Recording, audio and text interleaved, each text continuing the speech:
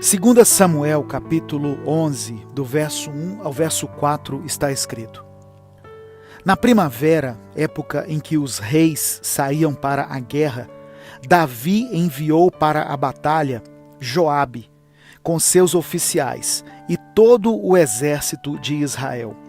E eles derrotaram os amonitas e cercaram Rabá, mas Davi permaneceu em Jerusalém. Uma tarde, Davi levantou-se da cama e foi passear pelo terraço do palácio. Do terraço, viu uma mulher muito bonita tomando banho. E mandou alguém procurar saber quem era ela. Disseram-lhe: é Batseba, filha de Eliã e mulher de Urias, o hitita. Davi mandou que a trouxessem e se deitou com ela, que havia acabado de se purificar da impureza da sua menstruação. Depois voltou para casa.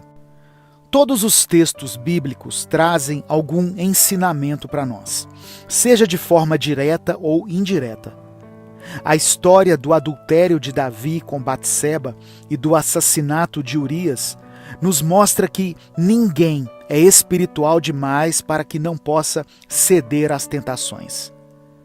O apóstolo Paulo escreveu aos Coríntios: portanto, aquele que pensa que está de pé, é melhor ter cuidado para não cair. Paulo estava dizendo que ninguém pode desconsiderar as tentações. Embora ele ressalte que Deus não permite que sejamos tentados além das nossas forças. Portanto, quando alguém diz, essa tentação é mais forte do que eu, essa pessoa está mentindo. Jesus disse que a carne realmente é fraca, mas o espírito está pronto. Por isso devemos orar e vigiar. Tem pessoas que oram muito, mas que vigiam pouco. Ao observarmos a vida de Davi, tentamos entender o porquê da sua queda, uma vez que, no início da sua vida, ele havia se mostrado um jovem que tinha intimidade com Deus e que também era um adorador, que expulsava demônios somente com o dedilhar da sua harpa. Davi também mostrou ser cheio do Espírito de Deus, tanto que teve coragem e ousadia para derrotar um gigante que amedrontava todo o exército de Israel. Mas o que aconteceu entre o relato do menino, do pastor de ovelhas que derrubou um gigante, até o rei que caiu em adultério? Quando olhamos para o texto de 1 Samuel, podemos tirar algumas conclusões. Davi entrou em um lugar chamado zona de conforto, um lugar perigoso, no qual muitos crentes estão nesse momento. E por estarem ali, chegam à conclusão de que nada pode os derrubar. É quando a pessoa já acha que sabe tanto da Bíblia, que já foi tão usado ou usada por Deus, que já teve tantas experiências com o Espírito Santo, que nada poderá derrubá-lo ou abalar a sua fé. O texto diz que, numa época em que era comum os reis saírem para a guerra, Davi preferiu ficar no conforto do palácio. A guerra não era mais interessante para o rei, pois ele preferia gastar o seu tempo usufruindo dos benefícios que a sua condição real lhe proporcionava. Quando as coisas de Deus se tornarem desinteressantes para nós, precisamos tomar cuidado. Podemos estar a um passo da queda.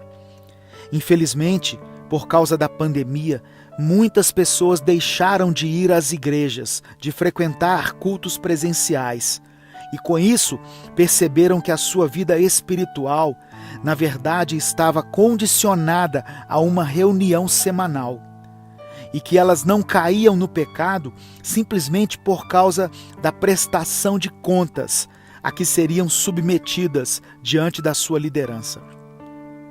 Uma vida de santidade não pode ser sustentada pela pressão de se manter as aparências, mas sim pelo temor de Deus, pela reverência e pela gratidão que temos em nosso coração por tudo aquilo que o Senhor já fez por nós. E por não achar as coisas de Deus mais interessantes, Davi quis ocupar a sua mente com outras coisas. Primeiro, ele se dedica a dormir à tarde. Não que isso seja pecado. Afinal, de acordo com o seu trabalho, seus horários, a sua rotina ou até mesmo a sua condição física, você pode tirar um tempo de descanso. O problema era que Davi estava cochilando enquanto Israel estava em guerra. Provérbios capítulo 24, versículos 33 e 34 diz assim: durma um pouco mais, cruze os braços e descanse mais um pouco. Mas enquanto você estiver dormindo, a pobreza o atacará como um ladrão armado. E o problema da ociosidade é que a pessoa vai ficar buscando algo que ocupe a sua mente. Davi ocupava seu tempo livre vendo mulheres tomando banho, pois certamente da varanda do palácio ele deveria ter uma visão privilegiada. Um dia ele tirou um cochilo à tarde, acordou e foi para a sacada do palácio, de onde viu uma mulher tomando banho, e o texto diz que era uma mulher muito bonita. Se Davi estivesse bem espiritualmente, imediatamente ele iria identificar o perigo e se desvencilhar daquela situação. Talvez ele devesse se aprontar e se dirigir para a guerra, para ajudar o exército, assumir a posição na qual ele deveria estar. Mas como a sua mente já estava dominada pela cobiça e pela imoralidade, Davi desejou aquela mulher em seu coração. Essa atitude, por si só, já era considerada como adultério aos olhos de Deus. Porém, se ficasse apenas no pensamento, as consequências seriam menores. Mas Davi deu asas ao seu desejo e mandou chamar a mulher, cometendo o ato em si. Outro fato que eu creio que contribuiu com a queda de Davi foi a condição em que ele estava como rei de Israel. É muito comum ouvir relatos de homens e mulheres que, logo após terem sido promovidos no seu trabalho, ocupando uma função de destaque, de chefia, acabaram caindo na armadilha do adultério. Quando assumimos uma posição de comando, ficamos com a impressão de que temos tudo sob controle e de que não haverá nenhuma consequência para os nossos atos.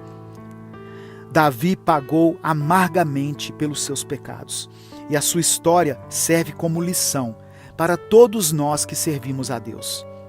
O Senhor perdoou e restaurou o seu reinado, mas ele sofreu por mais de 40 anos de maldição na sua família por causa da inconsequência dos seus atos. Não importa quantos gigantes já tenhamos derrubado na nossa vida, sempre devemos orar e vigiar, para não darmos lugar à carne e assim perdermos a nossa comunhão com Deus. Eu quero orar por você. Senhor, que essa palavra chegue até aqueles que o Senhor escolheu para serem representantes do teu reino aqui na terra, e que nesse momento têm sido tentados a cometer algum tipo de pecado.